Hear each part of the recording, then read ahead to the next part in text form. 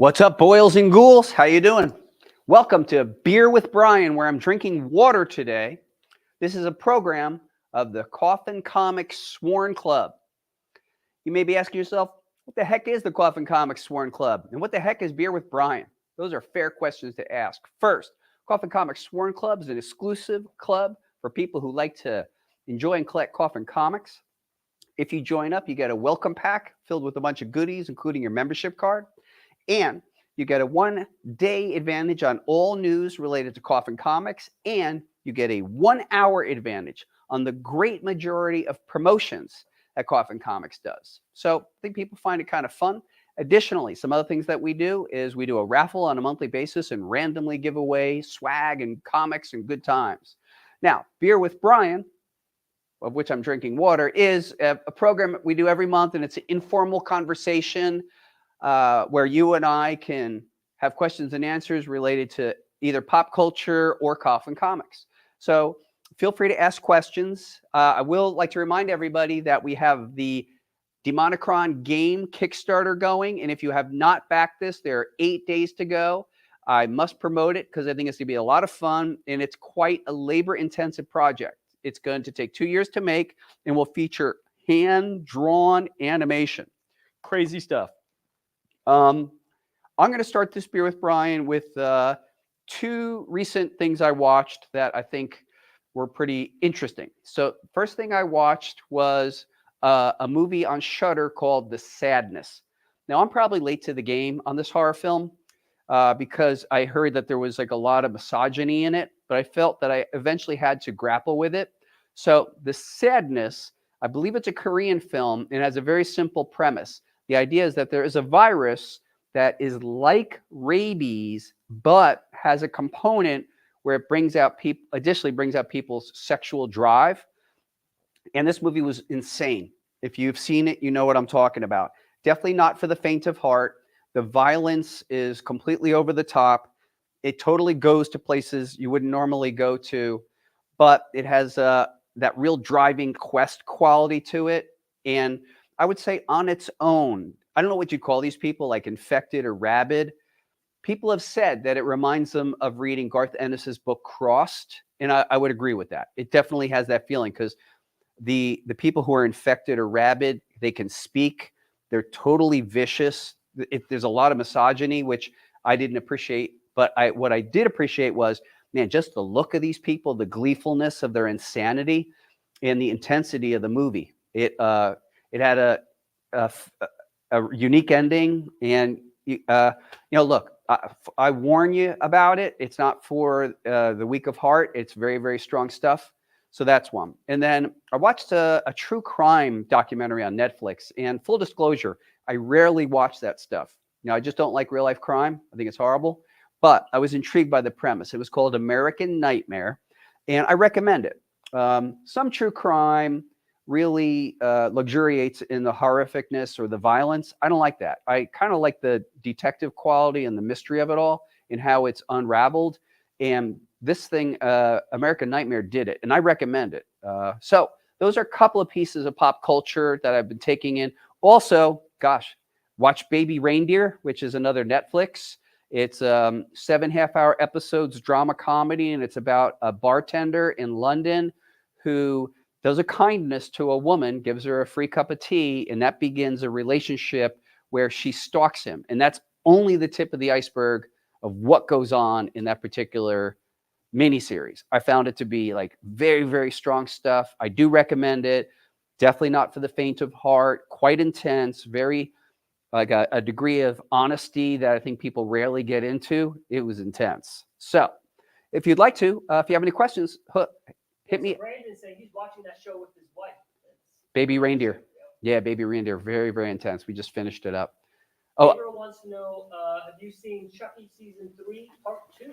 I have seen none of the Chucky series. I'm way behind. I am so like in my own time with horror, and I love horror, as you probably all know, but I just do it all in my own time.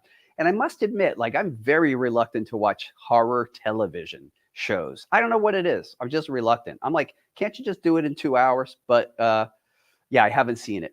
The one thing I will tell you, too, that you probably wouldn't expect from me is that my wife and I, Francisca, are fans of the half-hour comedy sitcom, Young Sheldon, and that is coming to a close, and we're very, very sad. I think tonight is the final episode of the whole series.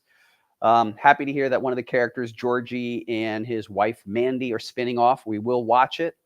And I didn't really watch Big Bang Theory, but I really like Young Sheldon. Whatever. So if you have any questions, hit me up. Yes, Solomon wants to know, have you seen X-Men 97? So no, I have not seen X-Men 97. You'll find this really startling, but I don't easily watch animated material. I don't. The last thing I watched animated that I did enjoy was DC Comics Dark Knight Returns Part 1 and 2. Watched that on Max.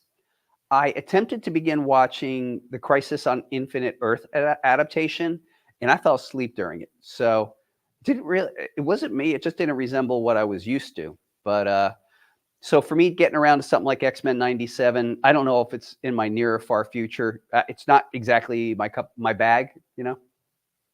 So we got a comment from Jim. He is saying he's a new fan and loving the universe of Lady Death. Jim, thank you so much for being on board. That's awesome. It's wonderful to hear. Thank you. I mean, as we sit and speak with La Muerte Lady Death Inferno being offered, we have 41, 48-page stories, or sometimes up to 64 pages. So there's a decent amount of reading to do. This is our 10th season, so to speak, of producing new material, and no end in sight. Like, we got a lot of fun stuff planned for the years to come. The Watcher wants to know, will Madame Midnight ever get to explore voodoo hoodoo outside of Louisiana, like maybe in the Carolinas? Well, okay, so the question is about Madame Midnight, and will she be able to explore voodoo outside of New Orleans? Well, let me say this about Madame Midnight. Madame Midnight is going to play an important role in the current storyline Helligeddon. It takes particular focus in the third chapter, which is Lady Death, Eternal Sabbath. And I don't want to give too much away, but we love Madame Midnight, and you're just going to see her really step up. Now, Madame Midnight will be part of an important story in 2025. No spoilers. And you are very likely to see a Madame Midnight story in 2026. We love her. So there's so much that we can do with her. She is cool. Jason wants to know, where is the best place to start Lady Death of Hellwitch? Or Hellwitch, again. So I think the best place to start Lady Death is our first storyline called Chaos Rules. In that story, Lady Death wakes up from a 20-year spell-induced slumber and goes on the hunt for who cursed her to fall asleep. Interestingly, in the second chapter, which is called Damnation Game, features the first appearance of Hellwitch. So if you actually follow our publishing history, you can actually follow it on our website. We kind of detail what's happening in all the chapters. So that's at coffincomics.com. You click on Coffinverse, I think, and it goes through each character and each title.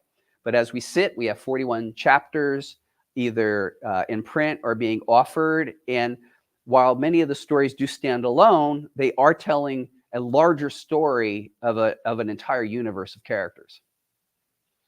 Eric wants to know, or says, hey, Brian, I'm surprised that you have not done a Rocky Horror Picture homage yet. Is that something you would consider? A Rocky Horror Picture homage. I'm up for that. That's not a bad idea, actually. I like that. Who would be Dr. Frankenfooter? I mean, who would we do? Yeah, like Riff Raff is like all nasty. I guess some of the other ladies. Do we have a Frankenfooter? I don't know. Who would we do? We have a couple of light homages coming up. We're doing a couple more Spawn homages. I don't want to get ahead of myself, but I could do like a little drop and let you know that we're doing a Witchblade homage for ComicCon International. And there's that character To Be. We're definitely doing homage of that character. And we have the Golden Age Ghost Rider. So we have an homage to that coming out in the fall. Some fun ones. Gabriel wants to know, who would win, Lady Death or Pinhead from Hellraiser? Also, who was the person who animated the Lady Death versus Zombie Tramp trailer? So the Lady Death versus Zombie Tramp trailer was animated by the Zong brothers, and they are part of the Still Ill Comics Dan Mendoza team, and they did an amazing job. And Dan has those guys busy doing comic books and more animation, and they just do a remarkable job. And then your other question was who would win in a fight between Lady Death and Pinhead? It's like, come on, man. Lady Death every day. Lady Death will find a way to defeat anybody. That's just who she is. Test for Echo wants to know, have you watched Destroy All Neighbors?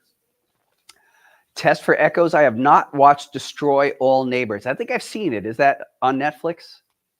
So I haven't seen that one. Another thing you might not know about me, it's kind of strange. Like Francisca and I, we watched Survivor. We've watched it since the beginning. So we're right now in the middle of Survivor, the current season. We love it. Just like trying to predict what happens, which is impossible. And we just last summer caught the bug on MTV's The Challenge. Just fell in love with that show. Love everything about it. Like the competition, like the melodrama, like the behind the scenes, people hooking up. Just love it all. Mike wants to know, what are your thoughts on where the Star Wars franchise is right now? Will you watch The Acolyte? So the question is, where am I on the Star Wars franchise? Now, please let me explain something to you that I saw Star Wars literally the weekend it came out. I was in Ohio. I think I was about 16 years old, and it was playing, A New Hope was playing a double feature with another movie called Inframan, which was a very cheap Japanese import. And out of the two movies, I liked Inframan more. So I'm fine with Star Wars, and I do watch it. I thought The Mandalorian was exceptional. I thought Rogue One was exceptional.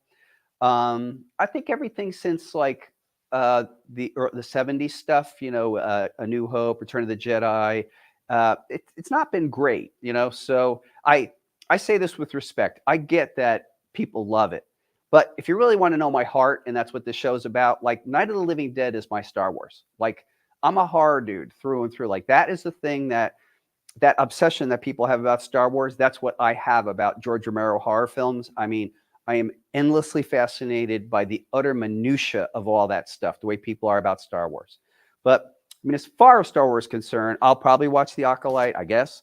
It's not going to be like way up on the speed dial for me. I loved The Mandalorian because of its simplicity, the goals, and what the characters were after. But I guess I liked, A New Hope, Jedi, Return of the Jedi, that kind of stuff. The new stuff, the 90s stuff, I didn't like too much. The J.J. Abrams stuff, I didn't like too much. But I thought Rogue One was phenomenal. I really, really thought that was cool. So I guess that's me in Star Wars. There you have it. Sorry if I disappointed you. Like Star Wars is not like Star Wars, how it is for most people. It's not that way for me. Night of the Living Dead, George Romero's Dawn of the Dead, that's my Star Wars. KP wants to know when and how much for the new Hell Witch figure. So there is that new Hell Witch figure that's being offered starting next Tuesday, and I don't even know what the SRP is. But that's a good-looking figure, man. Miguel wants to know, when are we going to see the previews of the Fan Fusion books? It's almost here. I know, it's ridiculous. So this weekend, Coffin Comics is celebrating World Goth Day. So we're letting that have all the time in the world. We feature beautiful, brand new exclusives with phenomenal designs by Mike DiBalfo, Matt Meerhoff, and Elias Chatzoudas. Next Monday, Sworn Club members will get the first look at Phoenix Fan Fusion, and then on Tuesday, the rest of the world will see it. But I got to tell you, Coffin Comics don't play. You know that Phoenix Fan Fusion is our hometown show, so we're bringing it. What you can expect is exclusives by the likes of Richard Ortiz, Eric Henson, who's doing a Furiosa homage. We will have a Simon Bisley. We'll have Monty Moore doing the Instant Edition Live and other surprises. We have a beautiful Marissa Pope, Hell Witch, and more to come. You'll see it starting next Monday. Jonathan wants to know, any chance that we're going to see the Slatanists in Lady Death? They definitely look fun. Dude, the Slatanists. It's funny, Mike and I, there's so much to get to, and we want to. The Slatanists are probably within the next 2 years. May I admit one thing to you about the Slatanists? It's funny because the premise was really simple since we only showed a couple of panels of them in Sacrificial Annihilation. So we started with this idea of, what if we put a bunch of supernatural slashers together and they were the Avengers?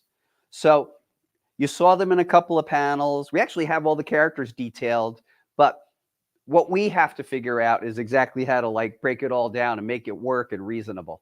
I guess our first upcoming super violent comic is going to be Mike Morg. I just saw a layout by Diego Bernard for his cover, which is actually the gore edition. And I just pushed him to go so much further. I mean, I even described, like hyper specific violence, and even said, look, our objective with this cover is to try to make people vomit. So hopefully he will rise to that occasion and we could, make people vomit just by looking at the cover. Miguel wants to know how many new characters will be introduced in Lady Gunfighter. Lady Gunfighter is a supernatural Western, and it does have a cast of characters. Lady Gunfighter herself, Eliza, does have a supernatural ability, and her arch enemy, Jebediah Kane, in the story also has supernatural powers. And the cast of characters that you're going to meet are generally human, but this is a very, very vicious time. So it's like it's a whole town of people who have leprosy. It's ghost-like Native Americans seeking revenge on some bad dudes. So it's very evocative. We also do meet a character who will become like not sidekick is absolutely the wrong word, but someone that Lady Gunfire will be associated with, and it's a guy named Pike, and he is a former Southerner who fought for the North and really just trying to make his way in this tough world. At the end of the Civil War, some soldiers were actually promised land out west, and Pike is, but he will discover that along the way that it was all a lie. So there's a whole new cast of characters. This story takes place in like the 1870s. So this one I would say is very grounded, except for those supernatural elements of Lady Gunfighter having supernatural pistol, which fires demonic bullets. Outcast looks like it's a Kickstarter question. All right, Outcast. When you have enough money, how long does it take to print and ship a book? I mean, it depends on the scale. So these Lady Death books, I mean, from the time we deliver the files to the offset-based printer, we actually can get the book done in about 4 weeks. But then the next process is quality control. So in our case, there's a lot of processes to it. In the scope and the scale of Lady Death, we're also doing things like, on this last one, Demonic Omens, the Goliath coins, apparel. So we're pulling a lot of elements together. We're getting metal covers made. So it does stretch the process out a little bit. So, I mean, if it was just like making one copy and shipping it, we could probably do it in 6 weeks. But, so we're doing 3,000 individual orders, hence the scale for us. And we're trying to do it with like a lot of care, a lot of attention to detail. The Watcher says those hellified variants of Lady Death and Lamorta look great. Will Hellwitch get something similar? I got to tell you, by the time we get down to Hellwitch's storyline, you could expect Hellwitch to be hellified for sure. Are any of our characters going to get away unscathed? Are each and every one of our characters going to become hellified? Do they have a chance against Satanas? I was just showing Jimmy Coffin some of the pages, and it's not looking good for Earth. Like, if you'll notice, the continuity of our stories, we try to take it kind of seriously. And the impact that this storyline is going to have on Coffin Comics Earth is going to be quite similar in scope and scale to the Marvel Universe Snap. I mean, it's some horrific stuff happens, and it's just going to take years and years for people to recover from it. Like, that's just going to be the new reality, even if our good guys win, and I'm not saying they will. So yes, you could expect Hellwitch to be hellified. Eric wants to know, what's the chance of ever getting Evil Ernie back? Eric, I think the chances of ever getting Evil Ernie back are 0. And I no longer have interest in that. And what I would say is I had the great fortune of giving birth to Evil Ernie, creating him, writing him over the course of 9 years, 52 issues. And I'm very proud of the work that I did. And then I lost control of the character, and that's just what's so. So I'm not pursuing or have any kind of interest in that. So I've moved on. I'm making my own universe to express that type of ultra violence with a lot of heart and some elements of comedy. I am introducing the character Mike Morg. Mike Morg is not remotely evil you-know-who. Evil you-know-who had a certain vibe. Mike Morg is actually a good guy who's in a really bad circumstance and is sort of cursed with these kill fist hands who demand human life force, or he himself dies. So he's a different character, but it is also ultra violent. It is also does have elements of comedy, and it has quite a lot of heart. Like it at its heart, Mike Morg is a buddy comic, and it's the relationship between Morg and Ratso, who is actually a human being named Riley Ludek, whose brain got put inside the brain of a rat. And these guys just trying to survive some very, very oppressive forces that are out to control and manipulate them. Echo wants to know, when it comes to creating new characters, yeah, how do you normally incorporate them in an already existing universe? So how I incorporate new characters into an already existing universe, I either do it sort of smoothly or I just like ratchet them in there.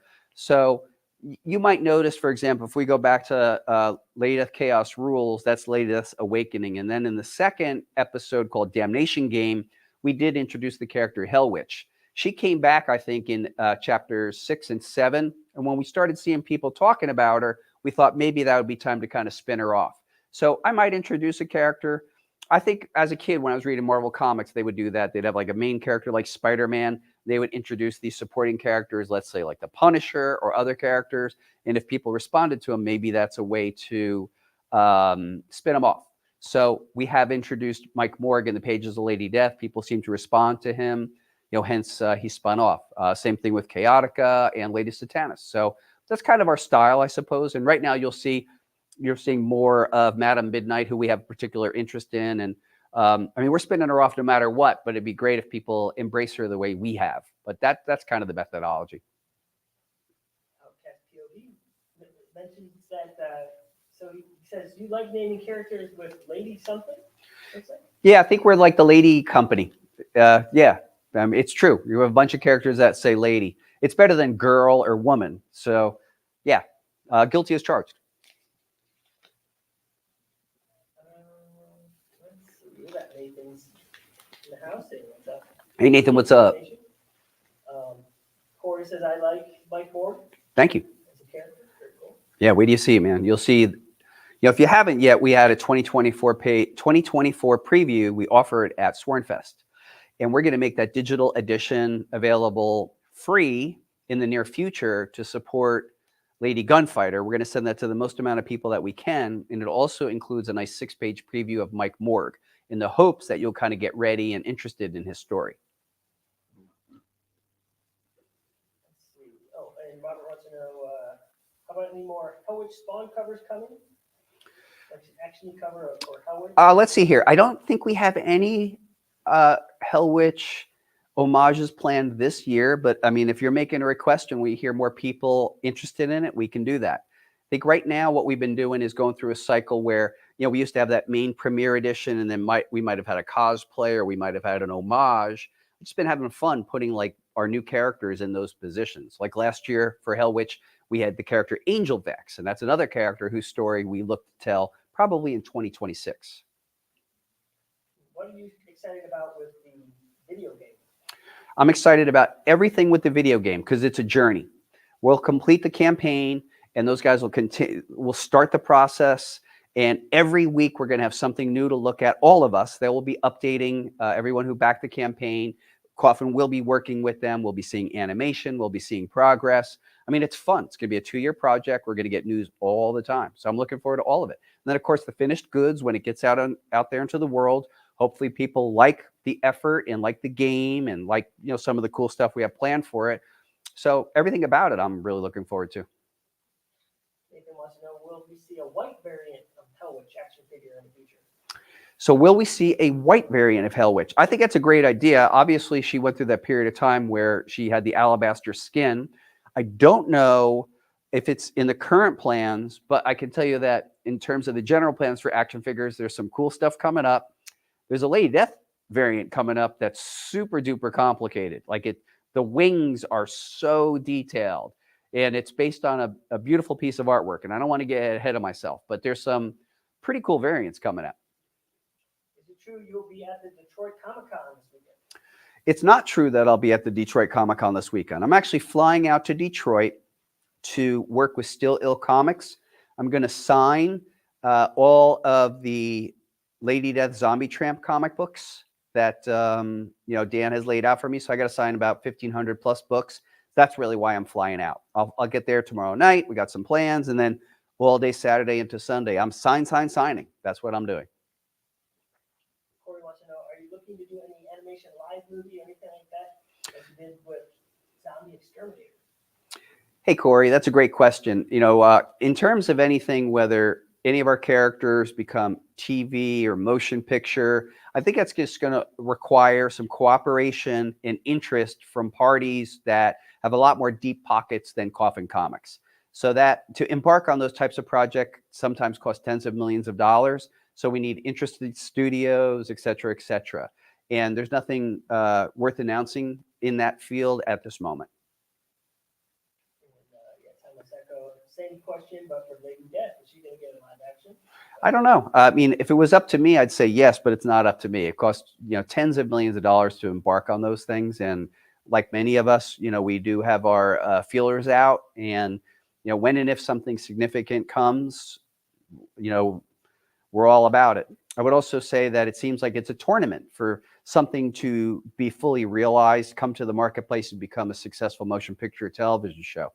For every Walking Dead, there's probably 100 unsuccessful ones. For every great deal you see announced, not a ton of them come to fruition, and that's fine. But yeah, I don't know. I think in my lifetime we might see it. Question: will you be incorporated digitally into the game yourself somehow? So will Brian Pulido be incorporated digitally into the game? I do know that is a stretch goal. I don't know if it'll be announced, but there has been some discussion about a Brian Pulido character. I know my head's already in a pike somewhere in the game. That part I know. So are any other final questions? Then I'm going to get back to signing. Okay, one last question here from Corey Jones. Hey, Corey. Any Marvel DC Image crossovers ever in the mind? Crossovers are very, very challenging. Dan Mendoza was phenomenal to work with, very easy to work with. There's just some sort of simpatico thing with Dan, so it was great to work with him. As far as other ones, there's been like little conversations where we're kind of dancing around. I can tell you this. I will have an announcement about a new project that's coming up at the end of the year. It's not a crossover, but it is bringing together two of my very, very good friends in comics for a new project. So more about that as we get closer to Comic-Con. Folks, I want to thank you so much for hanging out with me during Beer with Brian and all your phenomenal questions. Thank you so much. I look forward to seeing you again around this time next month. And if you don't hear from me soon, have a phenomenal weekend. Thank you so much for hanging out with Beer with Brian. Thank you.